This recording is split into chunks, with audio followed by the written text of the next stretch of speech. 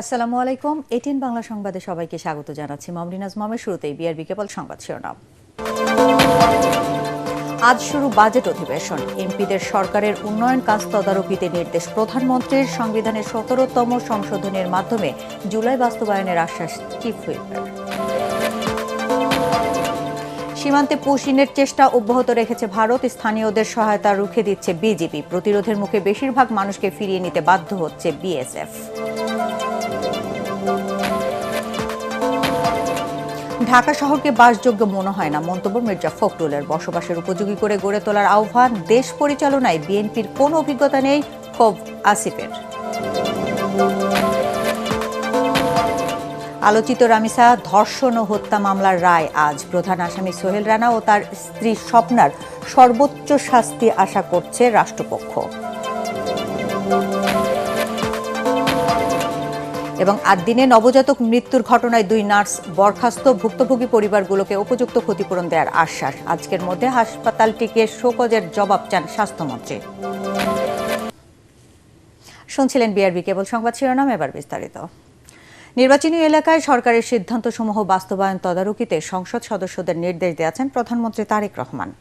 বিএনপির সংসদীয় দলের সভায় এই নির্দেশ দেন তিনি। বৈঠক শেষে সংবাদ সম্মেলনে চিফ হুইপ নুরুল ইসলাম মনি জানান, 11 জুন সংসদে বাজেট পেশ করবেন অর্থমন্ত্রী, যা পাশ হবে 30 জুন। এর আগে 15 জুন পাশ হবে সম্পূরক বাজেট। সংস্কার যা হওয়ার হয়ে গেছে, এবার সংবিধানের 17তম সংশোধনীর মাধ্যমে জুলাই বাস্তবায়ন করা হবে বলেও জানান চিফ হুইপ। মিজান শাহজাহানের রিপোর্ট। জাতীয় সংসদ ভবনের 9ম তলায় সরকারি দলের এই সভা চলে 3 ঘণ্টারও বেশি সময় ধরে। সংসদীয় দলের নেতা তারেক রহমানের সভাপতিত্বে সভায় 7টি মন্ত্রণালয়ের মন্ত্রীরা 120 দিনের কর্মকাণ্ডের তথ্যচিত্র তুলে ধরেন। স্বাস্থ্য মন্ত্রণালয় জানায়, সরকারের টিকা ক্যাম্পেইনের পর হামে প্রাণহানি কমে এসেছে। বিগত সরকার টিকা না কেনায় জীবন দিতে হয়েছে 6 শতাধিক শিশুকে। 5টি হাসপাতাল নির্মাণে চীনের সাথে চুক্তি হয়েছে বলেও সংসদীয় দলকে অবগত করে স্বাস্থ্য মন্ত্রণালয়।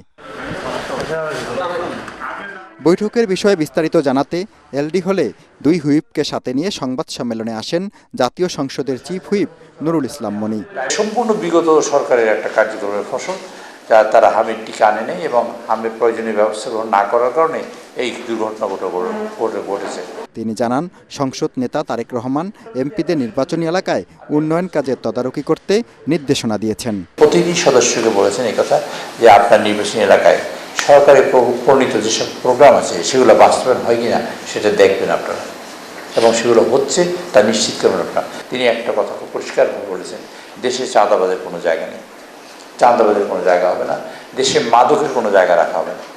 সেই কারণে যদি কোনো মাননীয় আমাদের দলের অথবা বিদলের যেখানেই হোক না কেন, যেই লোকই অসুবিধা তৈরি করবেন এরকম কার্যক্রম, তার বিপরীতে কঠোর ব্যবস্থা নেওয়া হবে এবং অতি শীঘ্রই আপনারা সেটা দেখতে পাবেন। দলের লোক হলেও মাফ হবে, এবং দলের লোক হলেও কোনো মাফ হবে না। রোববার শিশু রামিসা হত্যা ও ধর্ষণ মামলা রায়ের মাধ্যমে নতুন দৃষ্টান্ত স্থাপন হবে বলে মনে করেন প্রধানমন্ত্রী। একথা জানিয়ে চিফ হুইপ বলেন, সরকার আন্তরিকভাবে কাজ করে যাচ্ছে। বিরোধী দলের সংবিধান সংস্কারের দাবি নাকচ করে দিয়ে তিনি বলেন, সংশোধনের বিকল্প সংসদীয় গণতন্ত্রে নেই। সংস্কারটা হয়ে গেছে, যা হওয়ার তা হয়েছে, এখন হবে সংশোধন। বিরোধী দলের সংরক্ষিত নারী আসনের সংসদ সদস্যরা ফ্ল্যাট পাননি মর্মে যে সংবাদ বের হচ্ছে তাকে পুরোপুরি অপপ্রচার দাবি করে চিফ হুইপ বলেন, সব এমপি সরকারি বাসা পেয়েছেন। সবাই ঘর পেয়েছে। আমি চিফ হুইপ হিসেবে আমি দায়িত্ব নিয়ে কথা বলছি, একেবারে পুরো দায়িত্ব নিয়ে কথা বলছি, সকলকে ঘর দেওয়া হয়েছে। 0 থেকে 75 ইউনিট পর্যন্ত বিদ্যুৎ বিল আগের দামই বহাল রাখায় 66% গ্রাহককে বাড়তি মূল্য পরিশোধ করতে হবে না বলে সংসদীয় দলকে জানায় জ্বালানি মন্ত্রণালয়। আমরা ত্রুটি বিচ্যুতিহীনভাবে কাজ করতে পারি তার চেষ্টা হচ্ছে। মিজান শাহজাহান, এটিএন বাংলা, ঢাকা। 3 দিনের সরকারি সফর শেষে ঢাকা ছেড়েছেন তুরস্কের পররাষ্ট্রমন্ত্রী হাকান ফিদান।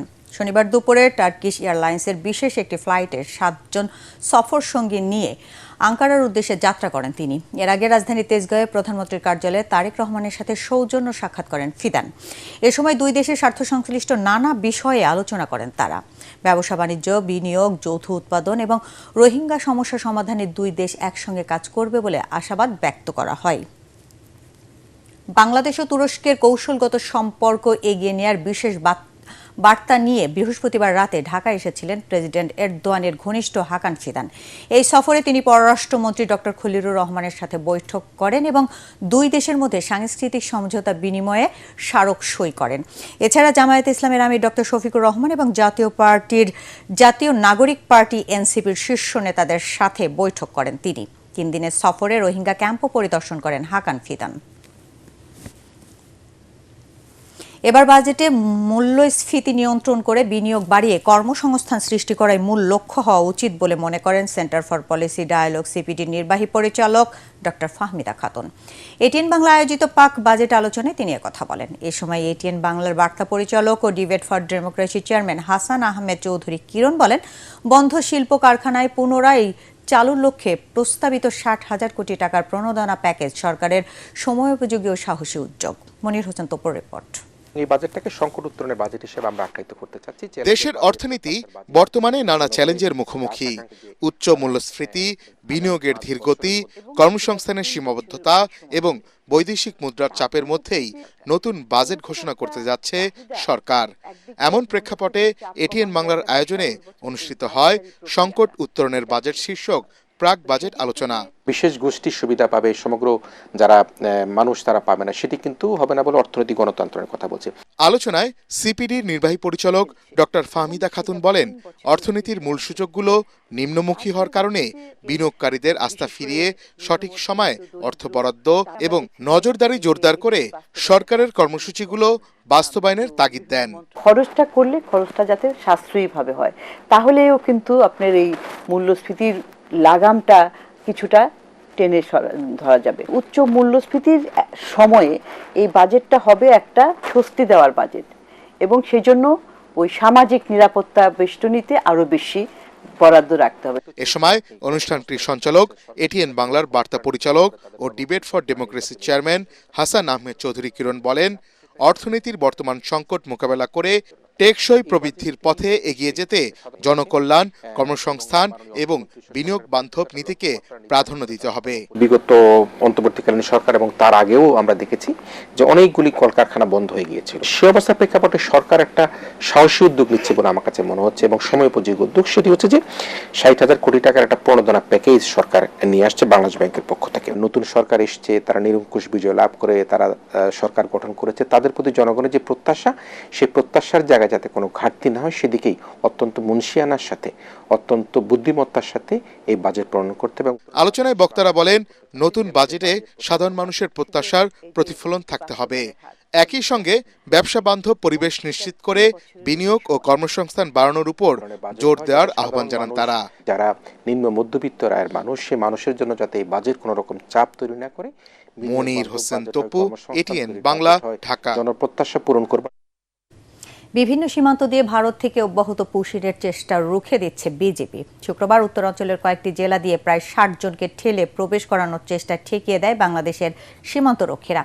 শনিবারও নওগাঁ সীমান্তে নারী ও শিশুসহ 17 জনকে পুশিনের চেষ্টা চালায় বিএসএফ, যা স্থানীয়দের নিয়ে প্রতিরোধ গড়ে তোলে বর্ডার গার্ড বাংলাদেশ। শেষ পর্যন্ত এসব মানুষের বেশিরভাগকে ভারতের অভ্যন্তরে ফিরিয়ে নিতে বাধ্য হয়েছে বিএসএফ। জেলা প্রতিনিধিদের পাঠানো তথ্যচিত্রে জাহিদুল ইসলামের রিপোর্ট। সীমান্তে বিএসএফ এর পুশিনের চেষ্টা অব্যাহত থাকলেও কঠোর অবস্থানে রয়েছে বর্ডার গার্ড বাংলাদেশ বিজিবি। তাদের শক্ত অবস্থানের কারণে বিভিন্ন সীমান্তে শূন্যরেখায় জড়ো করা লোকজনকে শেষ পর্যন্ত ভারতের ভেতরে ফিরিয়ে নিতে বাধ্য হয় দেশটির সীমান্তরক্ষী বাহিনী। নওগাঁর সাপাহার উপজেলায় হাপানিয়া সীমান্তে নারী, পুরুষ ও শিশুসহ 17 জনকে বাংলাদেশে ঠেলে দেওয়ার চেষ্টা চলে প্রায় 19 ঘন্টা। বিজিবি জানায়, শুক্রবার বিএসএফ সীমান্তে জড়ো হওয়া এসব লোকজনকে বাংলাদেশি নাগরিক বলে দাবি করলেও পতাকা বৈঠকে কোনো প্রমাণ দেখাতে পারেনি। পরে রাত 1টার দিকে বিএসএফ ভারতের ভেতরে তাদের ফিরিয়ে নিয়ে যায়। চাঁপাইনবাবগঞ্জের গোমস্তাপুর উপজেলার বঙ্গাবাড়ি সীমান্তেও দুদিন ধরে শূন্যরেখার কাছাকাছি অবস্থান করা 28 জনকে ভারতের ভেতরে ফিরিয়ে নেওয়া হয়েছে। গত বুধবার গভীর রাতে তাদের বাংলাদেশে পুশিনের চেষ্টা করে বিএসএফ। পরে কোম্পানি ও ব্যাটালিয়ন কমান্ডার পর্যায়ে একাধিক বৈঠকের পর তাদের ফিরিয়ে নেওয়া হয়। লালমনিরহাটের পাটগ্রাম, হাতিবান্ধা ও আদিতমারি সীমান্তে জড়ো করা ৩৩ জনকেও সরিয়ে নিয়েছে ভারতীয় সীমান্তরক্ষীরা। শুক্রবার রাতে সীমান্তের লাইট পোস্টের আলো নিভিয়ে তাদের নিজ দেশের ভেতরে নিয়ে যাওয়া হয়। বিজিবির কঠোর নজরদারি, টহল জোরদার এবং স্থানীয় বাসিন্দাদের সহযোগিতায় পুশিনের চেষ্টা ব্যর্থ হয়। এদিকে মেহেরপুরের তেঁতুলবাড়িয়া সীমান্তে নতুন করে ৬ জনকে বাংলাদেশে ঠেলে দেওয়ার চেষ্টা করেছে বিএসএফ। বিজিবি ও স্থানীয় গ্রামবাসীর প্রতিরোধে সে চেষ্টাও ব্যর্থ হয়। ওই ৬ জন বর্তমানে কাঁটাতারের বেড়ার পাশে অবস্থান করছেন। অবৈধ অনুপ্রবেশ কোন প্রকার গ্রহণযোগ্য নয়। অবৈধ অনুপ্রবেশকারী কঠোর হস্তে দমন করা হবে। ওদিকে দিনাজপুর, শেরপুর, ঠাকুরগাঁও সহ অন্যান্য সীমান্ত দিয়েও বিএসএফ এর পুশিনের চেষ্টা রুখে দিয়েছে বিজিবি। তার কাটার বাইরে জাহিদুল আলম, এটিএন বাংলা, ঢাকা। ঢাকা শহরকে এখন আর বাসযোগ্য মনে হয় না বলে মন্তব্য করেছেন স্থানীয় সরকার মন্ত্রী মির্জা ফখরুল ইসলাম আলমগীর। বলেন, পরিবেশ ও পানির দূষণ সহ নানা ক্ষেত্রে ঢাকাকে ধ্বংসের দ্বার প্রান্তে নিয়ে যাওয়া হয়েছে। রাজধানীর একটি হোটেলে সামাজিক আন্দোলন দক্ষিণের জানালার উদ্বোধনী অনুষ্ঠানে তিনি এসব কথা বলেন। ঢাকার আশেপাশের নদী দূষণের কথা উল্লেখ করে মন্ত্রী বলেন, ভূগর্ভস্থ পানির অতিরিক্ত ব্যবহারের ফলে রাজধানী এখন ভূমিকম্পের ভয়াবহ ঝুঁকির মুখে। সম্মিলিত পরিকল্পনা, সবার সহযোগিতায় ঢাকাকে বাসযোগ্য করে গড়ে তোলার আহ্বান জানান মির্জা ফখরুল ইসলাম আলমগীর। ঢাকা মহানগর এটা বাসযোগ্য মনে হয় না। অক্সিজেনটা যেটা আসে সেটা পলিউটেড। আপনার একটা হাসপাতালে যাবেন, সেখানে একেবারে হাসপাতালের মধ্যে যদি পাবলিক হসপিটাল হয় সেখানে ঢোকাই যাবে না। প্রত্যেকটি প্রতিষ্ঠান এখানে আপনার ধ্বংসের দিকে চলে যাচ্ছে। ঢাকা শহরের পানি খুব ভয়াবহ, একটা বিরাট অংশ সেটা আপনার সেবনযোগ্য নয়। আরেকটা হচ্ছে যে পানির যে ভূতল যে আপনার টিউবওয়েল করে কাজে না 1000 মিটার নিচে চলে গেছে, যেটার জন্য ঢাকায় একটা ভয়াবহ বিপদ নিয়ে আসছে যে কোনোদিন যদি আপনার কোনো দুর্ঘটনা ঘটে, অর্থাৎ ভূমিকম্প কিছু হয়, ঢাকা শহর তলিয়ে যাবে। তো তাহলে আমাদেরকে সেই ব্যবস্থাগুলো তো করতে হবে ঢাকা শহরে। আমাদের নদীগুলোকে তো বিশুদ্ধ করার চেষ্টা করতে হবে। দেশ পরিচালনায় বিএনপির কোনো অভিজ্ঞতা নেই বলে মন্তব্য করেছেন জাতীয় নাগরিক পার্টির মুখপাত্র আসিফ মাহমুদ সজীব ভূঁইয়া। কুমিল্লায় এনসিপির ঈদ পুনর্মিলনী ও দলের যোগদান অনুষ্ঠানে প্রধান অতিথির বক্তব্যে তিনি এসব কথা বলেন। গ্যাস, তেল ও বিদ্যুতের দাম বাড়ানোয় সাধারণ মানুষ অস্বস্তিতে আছে বলেও জানান তিনি। দেশের মানুষের পক্ষে কথা বলার জন্য বিরোধী দলের ভূমিকায় একমাত্র এনসিপির আছে বলেও দাবি করেন আসিফ মাহমুদ সজীব ভূঁইয়া।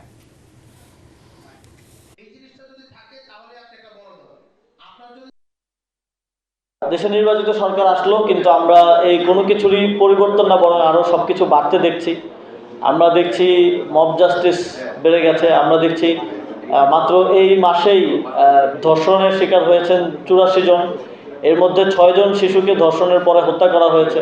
তো বিএনপির এই যে অ্যাডমিনিস্ট্রেশন পরিচালনায় ব্যর্থতা এবং গণঅভ্যুত্থানের আকাঙ্ক্ষা বাস্তবায়নের ব্যর্থতা, এই সব কিছু মিলিয়ে বিএনপি ইতিমধ্যে অজনপ্রিয় একটি সরকারে পরিণত হয়েছে। বিদ্যুতের দাম বাড়লেও সরকারকে এখনো 41,000 কোটি টাকা ভর্তুকি দিতে হচ্ছে বলে জানিয়েছেন তথ্যমন্ত্রী জহিরুদ্দিন স্বপন। সচিবালয়ে বিদ্যুৎ ও জ্বালানি মূল্য বৃদ্ধি নিয়ে সংবাদ সম্মেলনে কথা বলেন তিনি। আওয়ামী লীগ সরকারের দুর্নীতি ও অর্থ পাচারের বোঝা বর্তমান সরকারকে বইতে হচ্ছে বলেও জানান তথ্যমন্ত্রী। এ সময় তথ্য উপদেষ্টা ডাক্তার জাহিদুর রহমান বলেন, বিদ্যুৎ ও জ্বালানির দাম বাড়লেও জনজীবনে বিরূপ প্রভাব পড়বে না। বিস্তারিত জানাচ্ছেন ইয়াসিন রানা। দুটো ব্যাপার, সেটা হচ্ছে সচিবালয়ে বিদ্যুৎ ও জ্বালানির মূল্য বৃদ্ধি নিয়ে সরকারের বক্তব্য তুলে ধরতে জরুরি সংবাদ সম্মেলন করে তথ্য মন্ত্রণালয়। এ সময় জ্বালানি ও বিদ্যুতের মূল্য বৃদ্ধির পক্ষে নানা যুক্তি তুলে ধরেন তথ্যমন্ত্রী ও প্রধানমন্ত্রীর তথ্য উপদেষ্টা। আগামীতে আমদানি নির্ভর জ্বালানি নীতি থেকে সরকার সরে আসতে চায় বলেও জানানো হয়। গ্যাস উত্তোলনের জন্য অলরেডি কাজ শুরু করেছি, আমাদের অনশোর যা আছে সেটা করব। একটা কথা মনে রাখতে হবে, পৃথিবীর জ্বালানি আমরা যদি নিজের উপরে মোরলেস ডিপেন্ডেন্ট হয়ে পড়তে না পারি, যদি না পারি সেটা করতে, আমাদের জ্বালানি নিরাপত্তায় ঝুঁকি আছে। বিদ্যুৎ ও জ্বালানি খাতে আওয়ামী লীগ সরকারের দুর্নীতি ও ভুল নীতির বোঝা বিএনপি সরকারকে টানতে হচ্ছে বলে জানান তথ্যমন্ত্রী। 41,000 কোটি টাকার যে ভর্তুকি আমাদেরকে এখনো দিতে হচ্ছে, আমরা যদি আবার অপরদিকে খেলাফি ঋণের দিকে তাকাই, অথবা আমরা যদি আমাদের এখান থেকে মানি লন্ডারিংয়ের পরিমাণের দিকে তাকাই, আমরা যদি এখানে আমাদের ইনফর্মাল ইকোনমির সাইজের দিকে তাকাই, তাহলে কিন্তু এই 41,000 কোটি টাকা কিন্তু কিছুই না। এবং এই অপরাধগুলি করে এই পরিমাণ কালো টাকার মালিক যারা হয়েছেন দেশে এবং বিদেশে, পাঠিয়েছেন সেই অপরাধের বোঝাই কিন্তু বহন করতে হচ্ছে এই এখনকার ব্যবস্থাপনার যে সংকটের মধ্যে বর্তমান সরকার আছে। তথ্য উপদেষ্টা আশা করেন বিদ্যুতের দাম বাড়লেও সাধারণ মানুষের ওপর এর নেতিবাচক প্রভাব পড়বে না। বাংলাদেশের 65% গ্রাহক বিদ্যুতের বেশি যে মূল্য আছে সেটা তারা দেবেন না। আমরা এই কারণে বলতে পারি যে সবচেয়ে ভালনারেবল যে মানুষগুলো আছে তাদের পাশে সরকার দাঁড়িয়েছে, এবং সরকার আবারও এই কথাটা স্মরণ করিয়ে রাখি, বিইআরসি সব ক্ষেত্রে বিদ্যুতের মূল্য বাড়িয়েছিল, কিন্তু সরকার অ্যাপিল করে এই বিদ্যুতের মূল্য আগের জায়গায় রেখে দিয়েছে এই দুটো শ্রেণীর জন্য। সাধারণ মানুষের কথা মাথায় রেখেই 0 থেকে 75 ইউনিট পর্যন্ত গ্রাহকের বিদ্যুতের দাম বাড়ানো হয়নি বলে জানানো হয় সংবাদ সম্মেলনে। ইয়াসিন রানা, এটিএন বাংলা, ঢাকা। আলোচিত শিশু রামিসা ধর্ষণের পর গলা কেটে হত্যার ঘটনায় করা মামলার রায় আজ ঘোষণা করা হবে। ঢাকা মহানগর শিশু সহিংসতা দমন ট্রাইব্যুনালের বিচারক মাসরুর সালেকিনের আদালত রাষ্ট্র ও আসামি পক্ষের আইনজীবীদের যুক্তিতর্ক উপস্থাপন শেষে রায়ের এ দিন ধার্য করেন। আসামি সোহেল রানা দোষ স্বীকার করে আদালতে মাপ চাওয়ায় রাষ্ট্রপক্ষের আইনজীবীরা আসামির সর্বোচ্চ শাস্তি প্রত্যাশা করছেন। এর আগে গত 1 জুন আদালত আসামি সোহেল ও তার স্ত্রী স্বপ্নার বিরুদ্ধে অভিযোগ গঠন করে বিচার শুরুর আদেশ দেন বিচারক। পরদিন চার্জশিটভুক্ত 18 আসামির মধ্যে 16 জনের সাক্ষ্য গ্রহণ শেষ করে শিশু সহিংসতা দমন ট্রাইব্যুনাল। 6 শিশুর মৃত্যুর ঘটনায় 8 দিন হাসপাতালকে দেয়া শোকজের জবাব না পেলে আইন অনুযায়ী ব্যবস্থা নেওয়া হবে বলে জানিয়েছেন স্বাস্থ্যমন্ত্রী সরদার মোহাম্মদ সাখাওয়াত হোসেন। এদিকে দেশের প্রান্তিক জনগোষ্ঠীর জন্য গ্রাম থেকে উপজেলার হাসপাতালে রোগী পৌঁছে দিতে দেশেই বিদ্যুৎ চালিত অ্যাম্বুলেন্স তৈরির প্রকল্প হাতে নিয়েছে সরকার। আর বাসা বাড়ি বা প্রতিষ্ঠানের এডিসের লার্ভা পেলে জরিমানা করতে মাঠে নেমেছে মোবাইল টিম। তহিদুর রহমান তুহির রিপোর্ট। শিশুর মৃত্যুর ঘটনায় গেল বৃহস্পতিবার 8 দিন মেডিকেল কলেজ ও হাসপাতালকে কারণ দর্শানোর নোটিশ দেয় স্বাস্থ্য অধিদপ্তর। কেন তাদের লাইসেন্স বাতিল করা হবে না এই বিষয়ে জবাব না দিলে হাসপাতালটির বিরুদ্ধে ব্যবস্থা নেওয়ার কথা জানান স্বাস্থ্যমন্ত্রী সরদার মোহাম্মদ সাখাওয়াত হোসেন। তাদের অফিসে আমরা নোটিশটা নিয়েছি এবং তাদের হাতেও নোটিশ পৌঁছিয়েছি, এরা উত্তর দিতে হবে কেন তাদের লাইসেন্স বাতিল করা হবে না। আমরা যদি সেই উত্তরে তাদের সন্তুষ্টজনক না হই, আইনানুগভাবে যতটুকুন পর্যন্ত যাওয়া দরকার আমরা ততটুকুন পর্যন্ত শাস্তির বিধান আমরা নিশ্চিত করব। দুপুরে নিজ বাসায় সাংবাদিকদের সাথে আলাপকালে মন্ত্রী বলেন, 8 দিন হাসপাতালের সার্বিক পরিস্থিতি নিয়ে প্রধানমন্ত্রী অবগত রয়েছেন। এ সময় স্বাস্থ্যসেবা উন্নত করতে দেশেই বিদ্যুৎ চালিত অ্যাম্বুলেন্স তৈরির প্রকল্প হাতে নেওয়া হয়েছে বলে জানান স্বাস্থ্যমন্ত্রী। আমরা 2 টাইপস অফ অ্যাম্বুলেন্স ব্যবহার করব। গ্রামের রিমোট কর্নার থেকে সিরিয়াস একটা মুমূর্ষু রোগীকে উপজেলা কমপ্লেক্সে আনার জন্য এক ধরনের একটা অ্যাম্বুলেন্স হবে 4 চাকা ইলেকট্রিক ভেহিকল। এদিকে রাজধানীতে ডেঙ্গু প্রতিরোধে 3 মাসের বিশেষ অভিযান কর্মসূচির উদ্বোধন করেন স্বাস্থ্যমন্ত্রী। বলেন, ডেঙ্গু প্রতিরোধে বাসাবাড়ি বা প্রতিষ্ঠানে এডিসের লার্ভা পেলেই করা হবে জরিমানা। এ ব্যাপারে মাঠে নেমেছে মোবাইল টিম। প্রত্যেকে নিজ নিজ বাড়ি নিজ দায়িত্বে পরিষ্কার রাখতে হবে। সরকারের বিভিন্ন কর্মসূচির পাশাপাশি জনগণ সতর্ক হলে নিয়ন্ত্রণে থাকবে ডেঙ্গুর প্রভাব, এই প্রত্যাশা বিশেষজ্ঞদের। তৌহিদুর রহমান তুহি, এটিএন বাংলা, ঢাকা। 8 দিন হাসপাতালে 6 নবজাতকের মৃত্যুর ঘটনায় দায়ী 2 নার্স নাসিমা খাতুন ও রেখা খাতুনকে বরখাস্ত করা হয়েছে। ভুক্তভোগী পরিবারের উপযুক্ত সদস্যদের চাকুরির ব্যবস্থা এবং সম্মানজনক ক্ষতিপূরণ দেওয়ার আশ্বাস দিয়েছেন হাসপাতাল কর্তৃপক্ষ। রাজধানীর একটি হোটেলে সংবাদ সম্মেলনে আইনজীবী অ্যাডভোকেট শিশির মনির তথ্য জানান। এদিকে সাংবাদিকদের সাথে অনাকাঙ্ক্ষিত ঘটনায় 8 দিনের 2 কর্মীকে অব্যাহতি দেওয়া হয়েছে। রিপোর্ট করছেন জিএম তসলিম। সংবাদ সম্মেলনের শুরুতেই 8 দিন হাসপাতালের স্বাস্থ্যসেবার চিত্র তুলে ধরেন সুপ্রিম কোর্টের আইনজীবী শিশির মনির। কর্তৃপক্ষ is always ready to reform any fault. এতে কোনোই ঘাটতি নাই, সিনসিয়ারিটিও ঘাটতি নাই। ইতোমধ্যে কর্তৃপক্ষ স্পেশাল ইন্সপেকশন টিম গঠন করে হাসপাতালের ভিতরে কোথাও কোনো ধরনের অভাব পরিলক্ষিত হলে ইনস্ট্যান্টলি তা ঠিক করার জন্য ইন্সপেকশন কার্যক্রম চলমান। সংবাদ সম্মেলনে উপস্থিত ছিলেন হাসপাতাল কর্তৃপক্ষ এবং সম্প্রতি মারা যাওয়া 6 নবজাতকের পরিবার। আপনি একটা জিনিসকে পানিশমেন্ট দিবেন accordings with law, then punishment দেন, কিন্তু এট দ্য সেম টাইম আপনাকে এটাও খেয়াল রাখতে হবে একটা পানিশমেন্ট ইম্পোজ করতে গিয়ে you should not lakh lakh লোকের ক্ষতি করাটাও ঠিক হবে না। So something in between, always you think something in between. 6 নবজাতকের মৃত্যুর ঘটনায় দায়ী 2 নার্স নাসিমা খাতুন ও রেখা খাতুনকে চাকরিচ্যুত করার কথা জানিয়ে শিশির মনির বলেন, ভুক্তভোগী পরিবারগুলোর পাশে সবসময় থাকবে আদ্দিন হাসপাতাল। হাসপাতাল কর্তৃপক্ষ আছে, ভেরি শোকাহত ভিকটিম পরিবারগুলো আছে। আমি আগেই বলেছি, দিস অ্যাপ্রোচ হাসপাতাল কর্তৃপক্ষ ইজ গ্রেটলি স্যাডেন্ড, এবং যাদের জীবন লস হয়েছে তারাও স্যাডেন্ড, সিরিয়াসলি স্যাডেন্ড। এগুলোর তো কোনো ভাষায় প্রকাশ করা যাবে না। সাংবাদিকদের সাথে অপ্রীতিকর ঘটনায় জড়িত হাসপাতালের কর্মচারীদের শনাক্ত করে ব্যবস্থা নেওয়ার কথা জানানো হয় সংবাদ সম্মেলনে। শিশু মৃত্যুর ঘটনায় একটা স্টাফ নার্স, একজন পরিচ্ছন্ন কর্মী সাসপেন্ড হয়েছে। এদিকে ভুক্তভোগী পরিবারগুলো হাসপাতালের পূর্ণাঙ্গ সেবা কার্যক্রম বন্ধ না রাখার আহ্বান জানিয়েছেন। তবে এই ঘটনার সাথে দায়ীদের বিরুদ্ধে আইনগত ব্যবস্থা গ্রহণের দাবিও জানান তারা। অবশ্যই চাই কর্তৃপক্ষের একটা শাস্তি হোক যারা এর সাথে সম্পৃক্ত আছে। এখন এটার কারণে একটা বড় প্রতিষ্ঠান বন্ধ করে দেবেন, এটা আমরা চাই না। নির্ধারিত সময়ের আগেই স্বাস্থ্য মন্ত্রণালয়ের শোকজের জবাব দেওয়া হবে বলে জানায় হাসপাতাল কর্তৃপক্ষ। GM Taslim, ATN Bangla, Dhaka. Licence বাতিল নয়, বরং আদ্দিন হাসপাতালের দুর্ঘটনায় দায়ীদের শাস্তির আওতায় আনা ও জবাবদিহিতা নিশ্চিতের দাবি জানিয়েছেন ইসলামী ব্যক্তিত্ব ও আল সুন্নাহ ফাউন্ডেশনের চেয়ারম্যান শেখ আহমদুল্লাহ। সন্ধ্যায় রাজধানীর মগবাজারে আদ্দিন হাসপাতালে চিকিৎসাধীন শতঊর্ধ্ব নারীকে দেখতে গিয়ে তিনি কথা বলেন। এ সময় হাসপাতালের পরিবেশ ও চিকিৎসা ব্যবস্থা নিয়ে সন্তুষ্টি প্রকাশ করেন তিনি।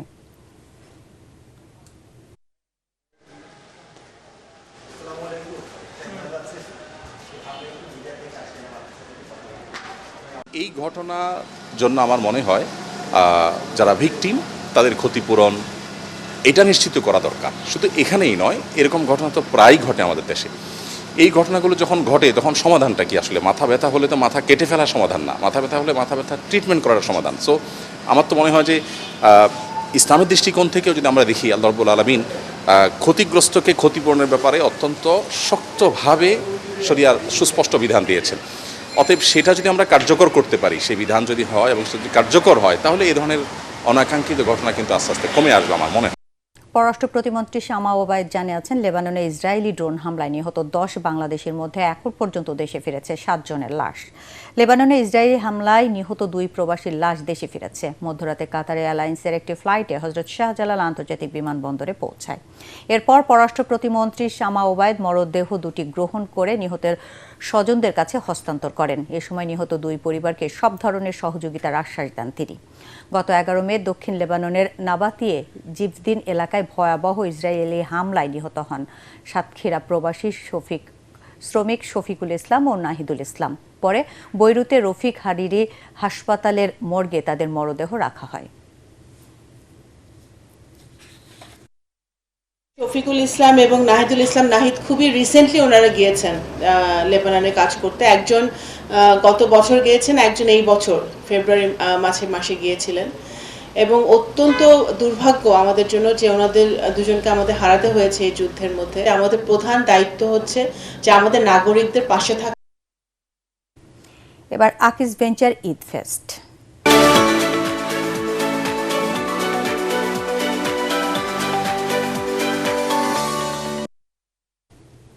রাজধানীর হাতিরঝিল এমপি থিয়েটার ও ধানমন্ডির রবীন্দ্র সরোবরে জমকালো আয়োজনের মধ্য দিয়ে শেষ হলো 3 দিন ব্যাপী Eid fest with Akij venture.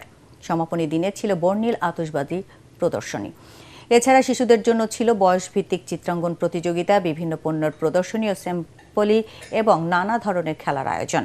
এর আগে বৃহস্পতিবার উদ্বোধনী অনুষ্ঠানে আকিজ ভেঞ্চার গ্রুপের চেয়ারম্যান শেখ শামীম উদ্দিন দেশীয় মানসম্পন্ন পণ্যের প্রতি ভোক্তাদের আস্থায় কৃতজ্ঞতা জানান। তিনি বলেন, ভবিষ্যতে ঢাকার বাইরেও এ ধরনের আয়োজনের পরিকল্পনা রয়েছে। উৎসবে অংশ নেওয়া দর্শনার্থীরা মোজো, স্পিড, ফার্ম ফ্রেশ ও ফ্রুটিকার প্রতি তাদের আগ্রহের কথা জানান। একই সাথে কৃষি, স্বাস্থ্য ও পরিচ্ছন্নতা, সাইকেল ও বৈদ্যুতিক পণ্য সহ বিভিন্ন খাতে আকিজ ভেঞ্চার গ্রুপের সম্প্রসারণ ও উন্নয়নের উদ্যোগের প্রশংসা করেন। এবার আন্তর্জাতিক সংবাদ।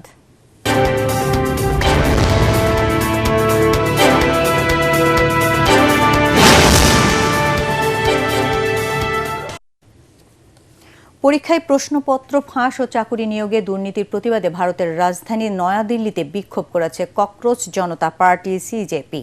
সকাল থেকেই শত শত আন্দোলনকারীরা দিল্লির যন্তর মন্তর সভাস্থলে জড়ো হন। দলটি প্রকাশ্যে আসার পর এটি তাদের প্রথম বিক্ষোভ সমাবেশ। তাদের অভিযোগ, দেশ জুড়ে প্রশ্ন ফাঁস এই নজিরবিহীন কেলেঙ্কারিতে শিক্ষামন্ত্রীর সরাসরি দায়ী। এবার খেলার খবর।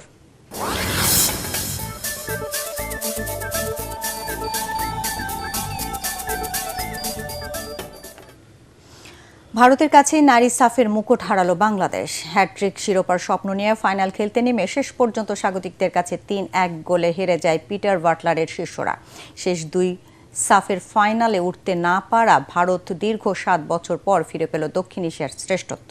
ম্যাচের শুরুতে কাউন্টার অ্যাটাক থেকে কয়েকটি সুযোগ তৈরি করেও কাজে লাগাতে পারেনি মারিয়া মান্ডারা, কিন্তু অধিকাংশ সময় মাঝ মাঠের নিয়ন্ত্রণ রাখা ভারত ম্যাচের 42 মিনিটে পেয়ারি জাজার গোলে এগিয়ে যায়। অবশ্য সমতা ফেরাতে দেরি করেনি ঋতুপর্ণা চাকমা। দ্বিতীয়ার্ধের শুরুতে সানফিদার গোলে আবারও পিছিয়ে পড়ে বাংলাদেশ।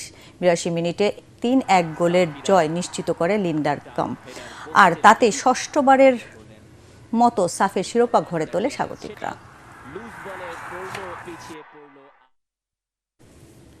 শেষ করার আগে বিআরবি কেবল সংবাদ শিরোনাম আরেকবার।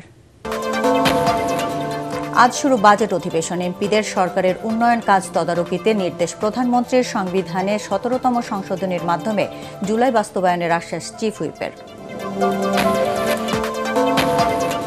সীমান্তে পুশিনের চেষ্টা অব্যাহত রেখেছে ভারত। স্থানীয়দের সহায়তা রুখে দিচ্ছে বিজিবি। প্রতিরোধের মুখে বেশিরভাগ মানুষকে ফিরিয়ে নিতে বাধ্য হচ্ছে বিএসএফ।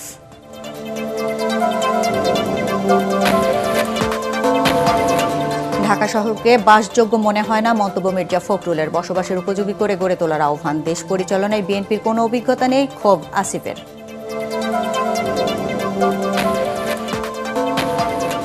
আলোচিত রামিসা ধর্ষণ ও হত্যা মামলার রায় আজ। প্রধান আসামি সোহেল রানা ও তার স্ত্রী স্বপ্নার সর্বোচ্চ শাস্তি আশা করছে রাষ্ট্রপক্ষ।